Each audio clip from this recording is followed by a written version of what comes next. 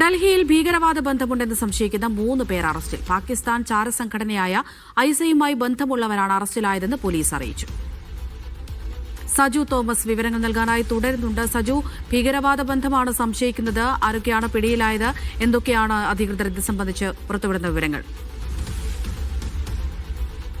അമൃത, 2 മാസത്തിനിടെ 2ാം തവണയാണ് ഡൽഹി പോലീസ് പാകിസ്ഥാൻ ബന്ധമുള്ള അല്ലെങ്കിൽ ISIയുമായി ബന്ധമുള്ള ISI മൊഡ്യൂളുമായി ബന്ധമുള്ളവരെ ഡൽഹിയിൽ നിന്നും അറസ്റ്റ് ചെയ്തിരുന്നത്. ഇന്ന് 3 പേരെയാണ് ഡൽഹി പ്രത്യേക സെല്ലും അതോടൊപ്പം തന്നെ ഭീകരവിരുദ്ധ സേനയും ചേർന്ന് 3 പേരെ അറസ്റ്റ് ചെയ്തത്. ഇവർക്ക് പാകിസ്ഥാൻ ബന്ധമുണ്ടെന്നാണ് ഡൽഹി പോലീസ് വ്യക്തമാക്കുന്നത്. പക്ഷേ ഇവരുടെ പേര് വിവരങ്ങൾ ഇതുവരെയും പോലീസ് പുറത്തുവിട്ടിട്ടില്ല.